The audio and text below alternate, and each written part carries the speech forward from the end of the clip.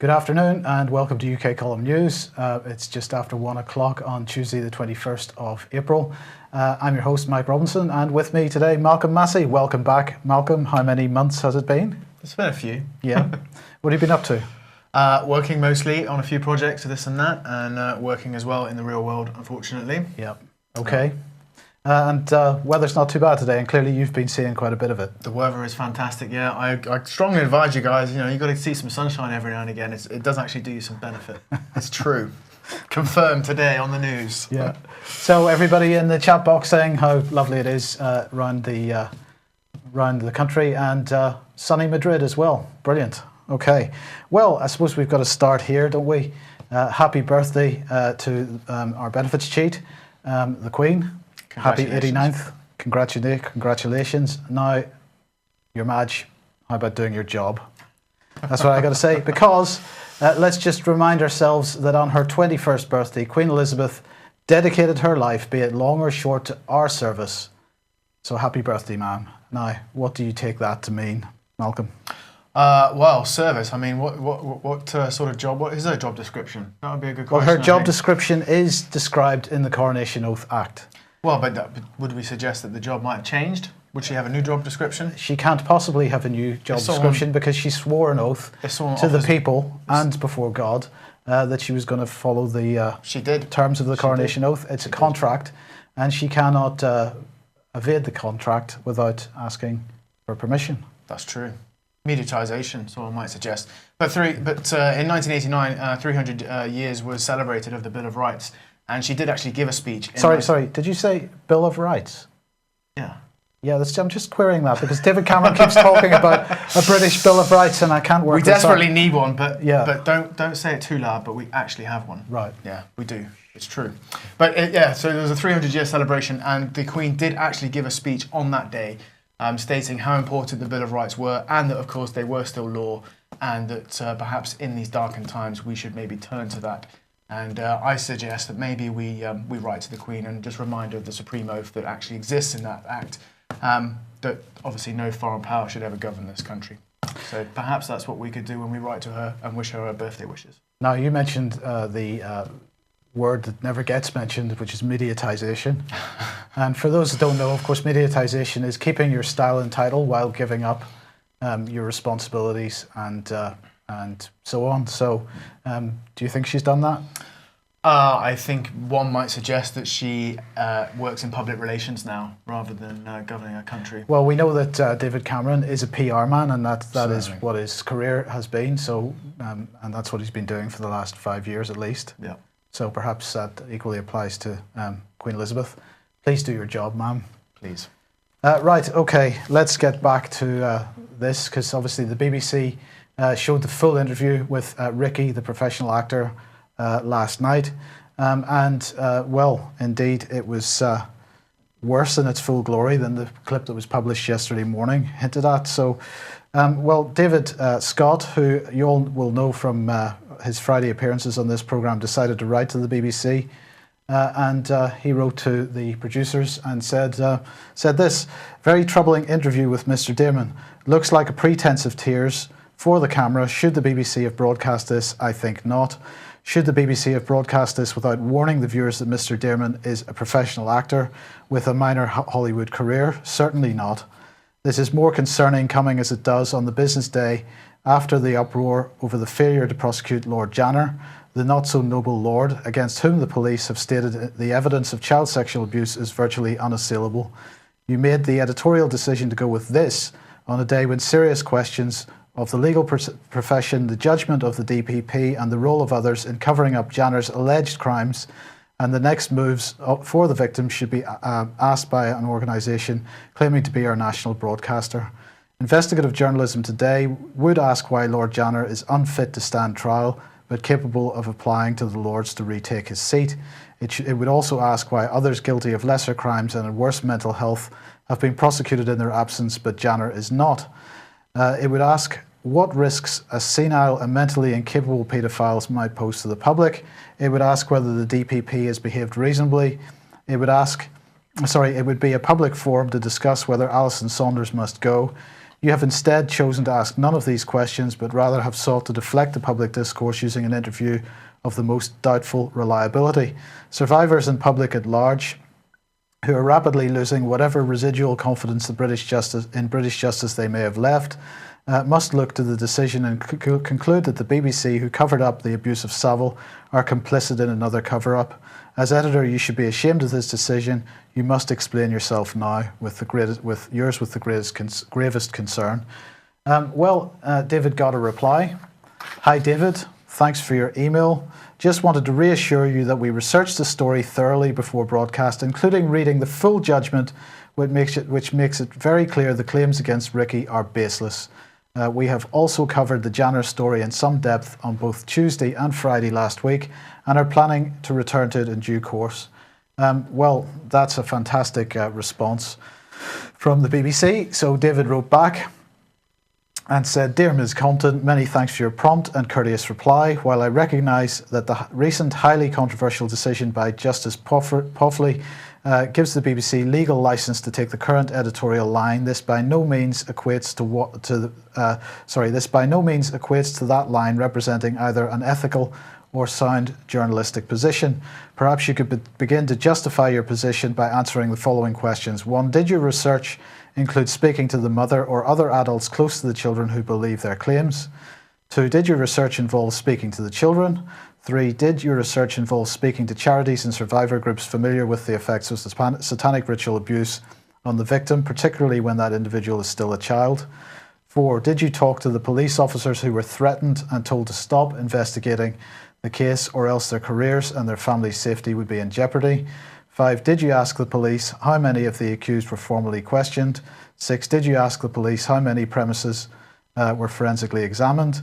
7. Did you ask the police how many computers were seized and examined for child abuse images and video content?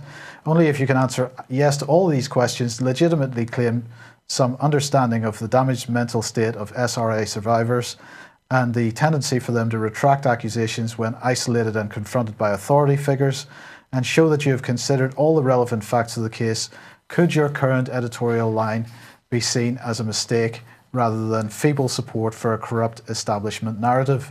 The bottom line is this: the accusations were made by the children, a point not made obvious in the short clip on your website. This cannot be described as baseless, for it is based on victim testimony, which I'm sure you realise is most compelling. Whatever the qualification of the judge, she cannot make black into white allegations with basis into ones without. She cannot convince the public, awakened by 2 years of truth regarding the establishment cover-up of child rape and sodomy, that it is time to go to sleep once again. Neither can you. I remain most concerned, but hope you will consider the above carefully." Do you think they will consider the above carefully? The BBC, I don't think they consider much, to be honest. They just consider what they're told to consider. So, absolutely spectacularly good emails there from David. He never ceases to impress. So we shall see what the BBC should reply if they choose to do so, but I suspect they won't. In the meantime, Victoria Derbyshire seems to have done her career no harm at all with the interview. The BBC retweeting every one of her posts today, as far as I could see, promoting her like crazy on their Twitter feed, and I suggest you go and have a look at that. If you think, you'd think no one else was doing anything at the BBC other than her. So is that a reward for a job well done? I suspect it possibly is. I suspect so, yeah. Okay, now yesterday we mentioned the Hampstead Research website. Now I just want to clarify that we do largely support what they're doing. So it was not meant, the comments yesterday weren't really meant as a criticism of this website or what they're doing at all. And we pointed out this piece of research that we're doing with regard to an IP address and websites that were associated with that IP address. And I made the point that, of course, this IP address belongs to a global hosting company, and you can't necessarily assume that that all the websites on that IP address belong to one individual. And in fact, I just want to make it clear because some people understood what I meant by that was I was criticizing this piece of research. I was really simply saying that care has to be taken. Well, I just want to reinforce that care was taken. Now they published this article last night saying the UK Column are wrong. I've been in touch with them and clarified my position on this. I just want to apologise if there was any misunderstanding yesterday that I was criticising the research. Absolutely wasn't. Turns out in this case, all the websites that were on that IP address can be traced to Mr. Dearman. So anybody that hasn't been to that website yet, go and have a look, because there's some good research on there. Now, yesterday I spoke to Fraggle, who from the chat box, Mark, because some time ago, a few days ago, I think, while I was away, he organised with some other people a rally against child sexual abuse in Liverpool. So I'm just going to show this short video. Now, I'd just like to make the point, Nick is still off ill, and so there is no separate producer in the You're not multitasking, are you, Mike? I'm afraid I am. And unfortunately, we can't see the countdown for the videos that we play. So if I'm a bit tardy about coming back to us at the end of the video, I do apologise. But this is the interview that we did with Mark yesterday. Hello, Rory. Oh, no. No, it's not. Good start. Good start. Multitasking is not your skill, Mike. This is the interview that we did with Mark yesterday. Hi, Mark. So a week or so ago in Liverpool, you were at a child sexual abuse, anti-sexual abuse rally. Tell us a bit about it. Well, it was organised a couple of months before the 11th. It's United Against Child Abuse. It was organised by a lovely lady called Hayley. I helped organise it with a couple of others, one of them people being Lordy, who some of you might know, and another gentleman called Craig. And he was our first aid person on the day as well, very qualified. Sorry, Mike. Yeah. Yeah. So we have some video here. How many people turned up then? It was minimum 60. A few joined and a few left towards the end. So I'd say all around for the whole event, there's about 70 people, and it was arranged at quite short notice as well. And how many police were there? Well, the interesting thing there is Lordy liaised with the police prior to the protest. Right. We was assigned two officers. And we did have a chat with these officers. Were these police liaison officers? No, they were normal constables. And there was a bit of a fracas with security when we arrived at Albert Docks, and the police jumped in and they took our side, and they stood to their oath. And they basically looked after us all day and kept out of the way as well at the same time. Fantastic. And so what was the public reaction then? It was quite positive. I mean, in the city centre, we got quite a few people coming up asking, plenty of cars bibbing their horns, people clapping as they're walking past, stopping to ask details, stuff like that. It was really, really positive. And were you handing out leaflets and so on? There was a few, yeah. There was a few armbands going as well, like that. Plenty of placards being held up, that kind of thing. Megaphone was going. We kind of stopped off at a few places, including the police station. It looks. Yeah, well, we thought, we'll finish off at the police station. Yeah. We've got plenty of cars bibbing their horns and everything. So the impression was that a lot of people are aware of this, and we was absolutely welcomed by the public doing what we was doing. And was there any sort of positive reaction in terms of getting people to join you in a future event? I personally didn't see anyone does that, but I have heard that there was a few people that would like to get more involved with us. Numbers were taken, email addresses, things like that off the public. Right, brilliant. So what's next? There's going to be another march in Liverpool on June the 13th. But just to add that this happened on the 11th of April, just gone. But it happened up and down the UK. Right. There was Brenda McNamara has been really the brainchild of this. Some people might know who Brenda is. Mumsy, she's also known as. She's kind of been doing this for a few years now. She's good friends with Bill Maloney and stuff like that. So the protests on the same day started in London, Manchester, Liverpool, Birmingham, Glasgow and Edinburgh. And being, obviously, with me networking with these people, there's going to be a lot of other areas that are going to be doing this in the future. So really, if anyone wants to do something, you can get up and join this. If you get on Facebook and you put in United Against Child Abuse, you'll get the general Facebook page, and a lot of the work's been done from there. It's been absolutely brilliant. People really getting together. Yeah, this is fantastic. So we've got this event on May the 1st in Nottingham, which is the common law event, and more of these types of things happening now. So fantastic that people are starting to get away from behind the computer screens and out onto the streets, as it were, in a peaceful way, of course. Absolutely, yeah. I mean, as I said, we Lordy liaised with the police prior, and we was literally assigned to officers. And obviously we had a quick brief when we all met up at Liverpool outside the museum, saying like, we're here to behave, blah, blah, blah. Don't give anyone any reasons, to make things negative.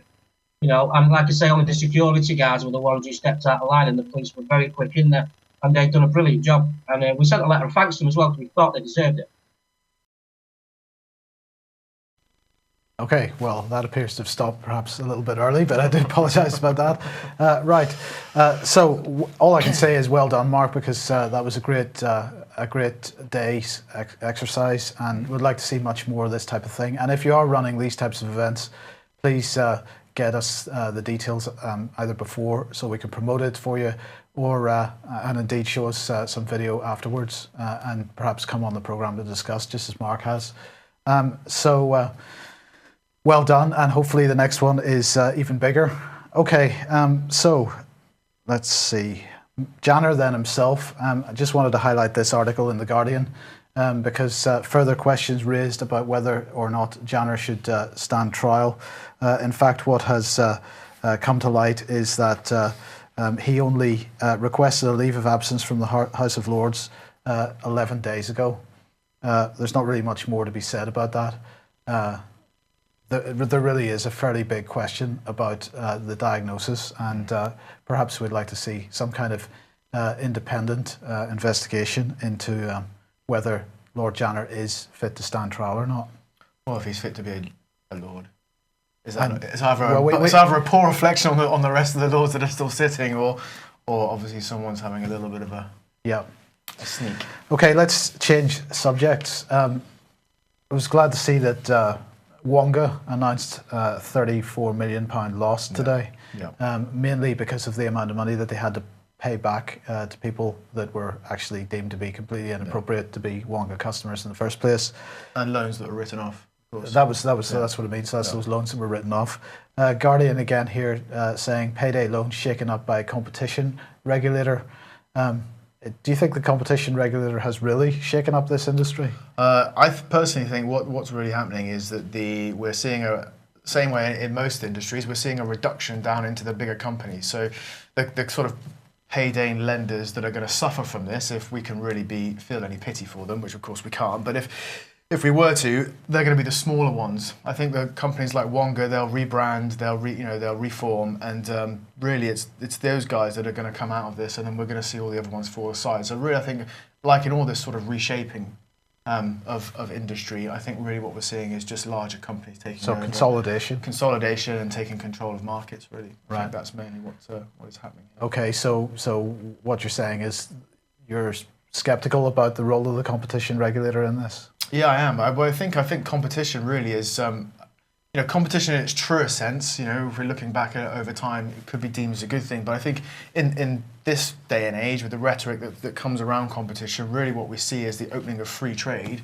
It's the same thing. It's the small guys that are going to suffer. The small businesses are going to be put out of business by the big corporations because they're forced to compete against these organisations that, of course, they can't compete against. Yes. So I think when we talk about whenever they say it's going to be more competitive, what they mean is that small businesses are going to go out of business. Yes. Really, that's what we're talking about.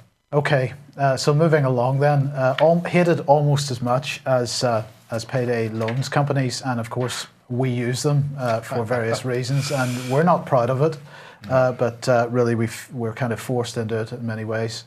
PayPal, really, what is this about?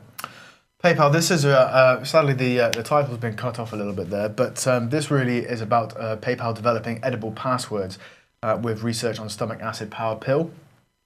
And so this is coming, basically this whole article is coming from a talk which was given by Jonathan LeBlanc, who who is the global head of developer evangelism. I can't even say evangelism Okay. at PayPal, which I think is quite a strange division in itself. And basically, he's revealed in his Kill All Password presentation that PayPal is currently developing an edible chip that will mean we will no longer need to use passwords. So according to Blanc, this technology, and this is a quote, this is a true integration with the human body. So anyone who's been reading my weekly Nudge articles that has really started to focus on transhumanism, because it's a topic that I find I'm quite passionate about. This really is another step in that direction. So this is built as a life-changing chip that will basically be able to use its sensors and wireless transmitters to send information out into the world about our glucose levels and blood pressure, as well as managing all our passwords. Now, if we think about this, we've got a chip that we're swallowing that is sending out sensitive data to who we don't know, because it's not described in any of the articles, and presumably it's not given out to in Jonathan LeBlanc's talk. So it's sending out all this data, and that chip is holding not only our biometric data, such as our blood pressure and all of that really important stuff, which will presumably be sold to insurance companies and the like, but also our password data. And did they say how long this thing how transmits far away for, and how far? It doesn't say in the article how long this would be in the system for. No, I would presume that at some point it's going to degrade and it's going to pass through the digestive system. One would imagine. But what it's made out of, what it's actually emitting inside the body, as well as the RFID or any other sort of radio wave that's been transmitted from inside the body, which we've already got people asking very serious questions about radio transmitters coming from mobile phones and from RFID chips and so forth. But at the very least, it's going to be in your system for 24 hours, possibly. Oh no, but they're talking days. We're talking long term, in that sense. We're talking more. I think we're talking more weeks and months than we are hours and days. And it's transmitting all this time. And it's be transmitting all this time. But I find it ironic because it's a hacker's paradise. It's a hacker's paradise, and it's deemed as this is a brilliant way of security, for maintaining our passwords in a security sense, because we'll never need to remember any more passwords. But of course, that's transmitting that data, and who knows where that data is going to. However, they did say that if you weren't wanting to swallow a pill, you can wear some of the other technology that they're developing, which is similar to the stuff that Beast Tech is working on, which is the tattoo chips that we can have tattooed onto our body parts, which we can still use in order to be scanned and so forth. So excellent. The future's bright, the future's orange, apparently. Brilliant. Okay. Right, some adverts then. Tonight in Totnes, Richard Gage and supporting cast, including David Schiller, Dr. David Halpin, and us, actually. That's tonight, April 21st, Totnes Civil Hall, Market Square. And you can see the other dates on there for the rest of Richard Gage's British and European. There's some European dates on there as well. So please come along to that if you're able to get there. We did say we might have Scott Tips on the programme today. He is now confirmed for tomorrow, and I do apologise, but just flights and so on didn't quite work out. So he will be on this programme tomorrow. So let's just highlight again their 60th anniversary conference on the 25th of April. And of course, let's not forget 1st of May, Common Law event in Nottingham, meeting at Ye Olde Trip to Jerusalem Inn. I believe it has to be called an inn and not a pub. And people are meeting outside that at about 9 a.m. on the 1st of May. If you can possibly get along to that, I strongly recommend you do come. That is going to be a pretty important event. Now, one of the things that we have been encouraging people to do, particularly Justin Walker encouraging people to do, is to start sticking cameras in politicians' faces.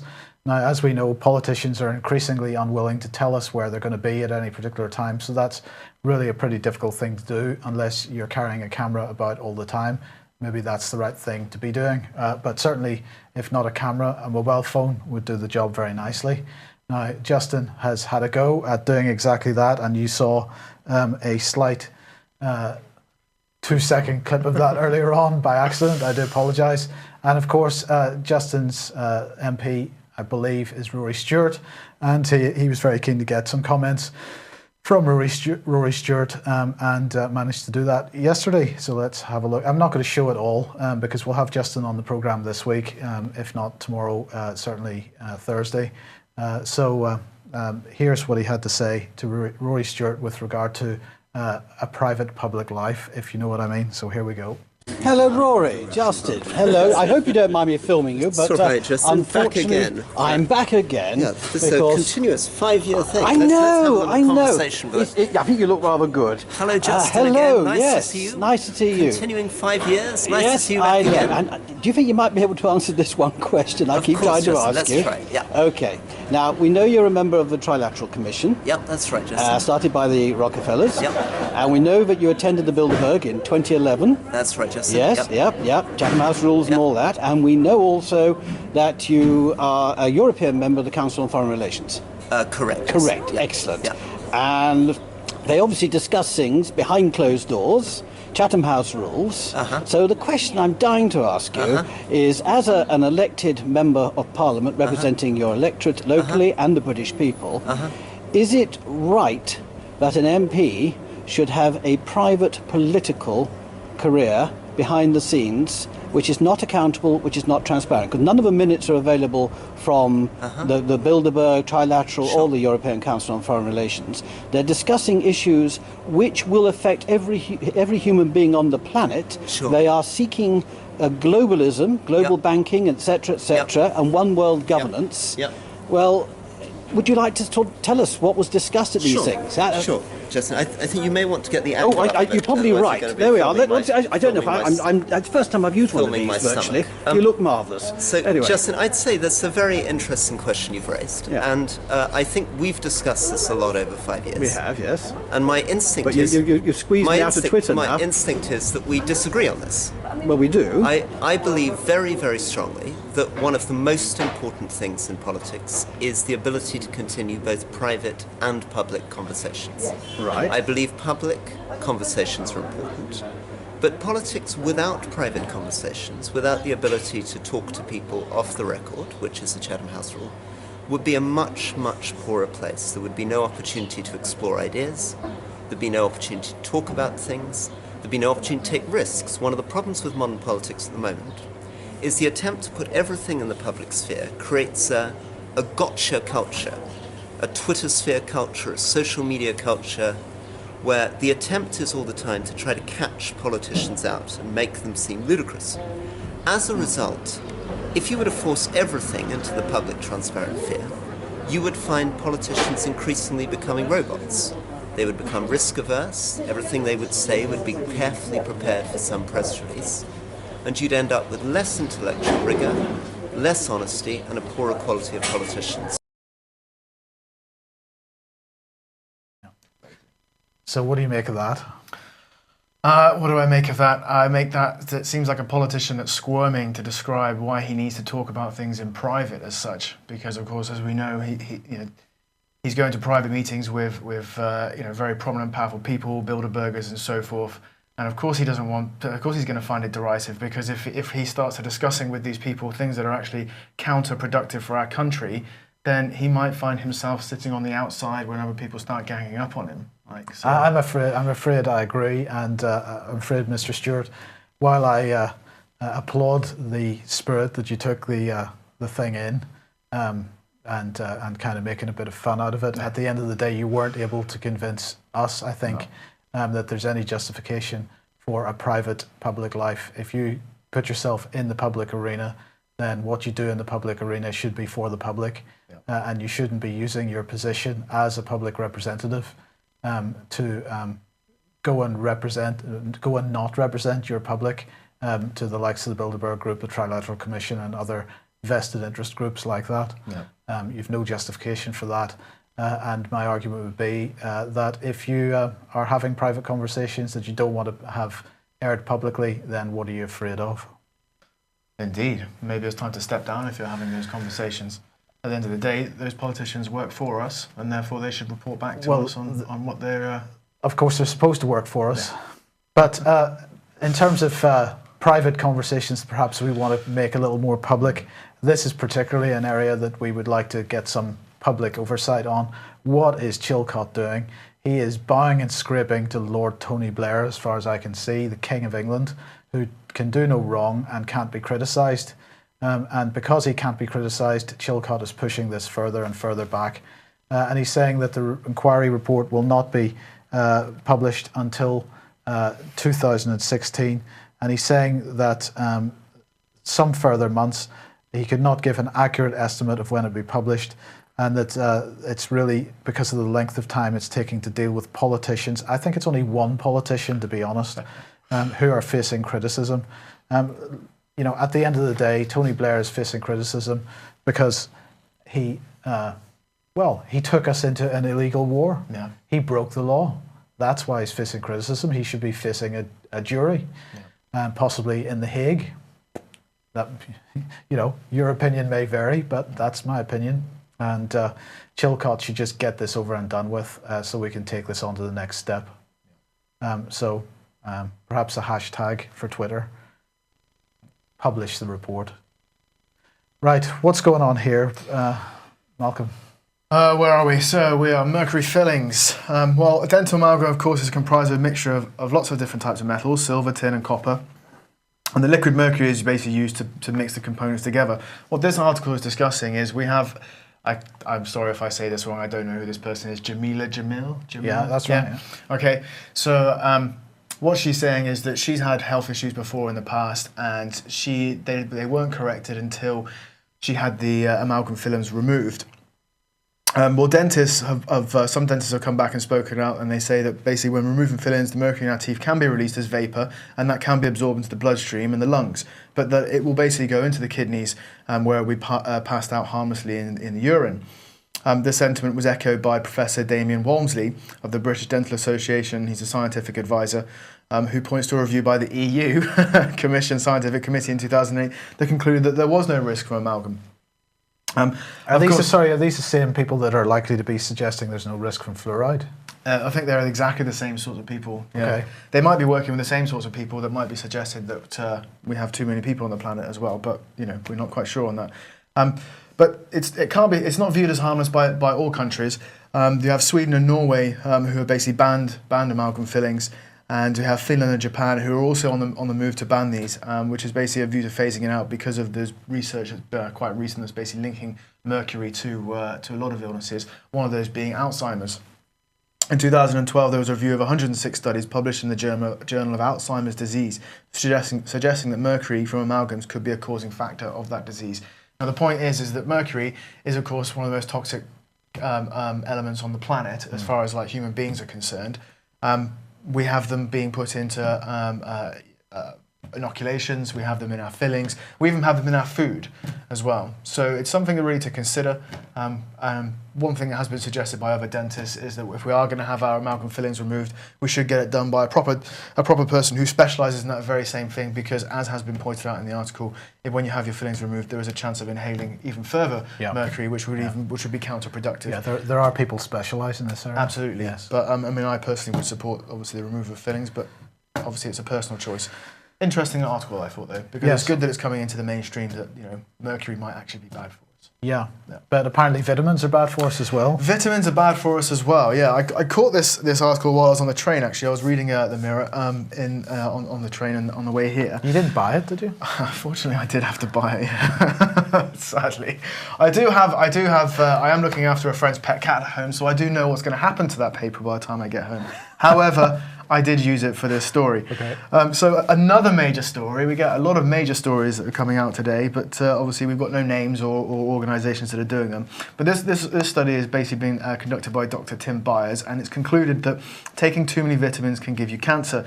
Now, the article headline is actually a little bit misleading. No. Couldn't be. I know. It's incredible to think that the Mirror, you know, might actually be misleading us, but it's true. Dr. Tim Byers, it wasn't like a sort of experiment or any sort of like clinical study as such, other than the fact that he was looking at works that spanned over the last 30 years. Now, I wouldn't want to suggest that he cherry-picked those studies. However, there were some very specific studies that were sort of blown up and then made out to sound as if, you know, that vitamins are really, really bad for us. However, his work mainly focused on vitamin E and folic acid and beta-carotene, and he concluded that if we exceed the recommended daily amount, which is what a lot of people are doing at the moment, then we have a chance of causing very serious illness to ourselves, and one of those illnesses being including cancer. Now, I find this interesting. I find the leading title headline, because it's the whole leading headline of the whole of the Mirror, which is the only reason why I bought it. Basically, I think is there to contradict like certain findings that are being found by other practitioners who are actually treating cancer with high doses of vitamin C. Now, all that information can be found in a documentary called Food Matters, and I'd recommend anybody who's interested in health to watch that, because a lot of physicians and so forth were interviewed in that documentary. And it's very interesting findings, especially to do with vitamin C and how it's being used to combat cancer. Because I think that the title wasn't saying some vitamins. It was saying it was suggesting that all vitamins, and I think that that's really important, because I think that vitamins might actually be the key in order to help keep us healthy. Shock horror. Right. Well, I think we might come back to this article tomorrow with Scott Tips, because of course what they said there was if you exceed the daily recommended amount, and of course it's Codex that's setting those recommended amounts at the moment. So we may come back to that one tomorrow. Yeah. And finally from you today, Malcolm. Yes. We've all got to be scared of pets. Pets, yes. It's a little bit tongue-in-cheek, I think, this article. I don't think the actual the nudging element is tongue-in-cheek at all, but the way that I think that we need to look at this is it's a bit silly, because of course we've lived with pets for thousands of years. You know, they've even been revered as gods at some points, cats and so forth. You know, we've lived with dogs and animals within our close quarters for time immemorial.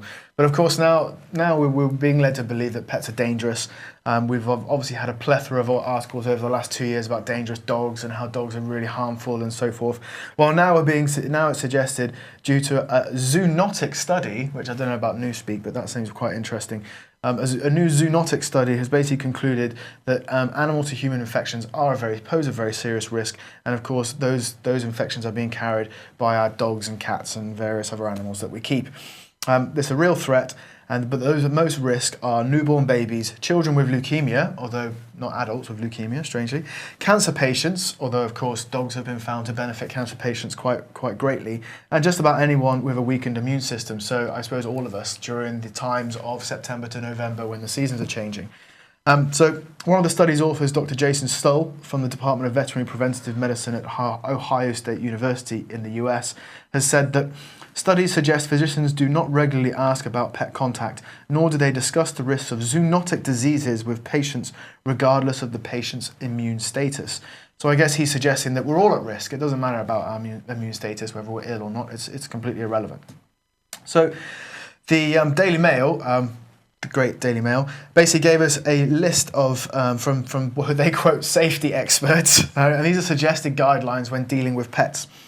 Okay, we should hand wash properly after pet contact, so I'm presuming that's after stroking your dog. We must discourage face licking by pets. We must wear protective gloves to regularly clean and disinfect animal cages, feeding areas and bedding. This is a strange one. We must locate litter boxes or trays away from areas where eating and food preparation take place. One would have thought that was common sense, but you know, in the world that we live in, perhaps not. If we keep our litter tray on the cooker. Oh, do you? Yeah, it's funny that, because yeah, I keep mine next to the microwave and the and the chlorine-infested water that I drink on a regular basis. Okay, if you have a weak immune system, wait until it has strengthened before acquiring a new pet. Presumably your old pets are quite safe. So hold on, what do we do with our old pets whenever we get a weakened immune system? Quarantine them, Mike, quarantine them. And of course, absolutely, this goes without any shadow of doubt. We should regularly schedule vet visits for all your pets so they can give them their inoculations, and you can pay your £50 to £100 for every monthly visit. Excellent. What a great article. Thank you very much, Daily Mail. Okay, and finally, we mentioned that last week Japanese maglev train had broken its own speed record. Well, it has done it again, as we said they would. And yesterday they managed to. What day is this? Tuesday. No, Tuesday. Today, earlier on today, they managed to actually exceed 374 miles per hour. I don't want to use the kilometers per hour number because I don't understand that. 374 miles per hour. So we can compare that to HS2 here, because in fact it's been recommended that the speed on that line, when it finally gets built, should be cut from 225 miles an hour to 185 miles an hour to reduce carbon emissions. Excellent. Okay, that's us for today. Thanks for watching. See you at Totnes tonight if you're there, and we'll be back tomorrow at the usual time. Thanks very much. Thank you. Where's the closing titles? Oh, there we go.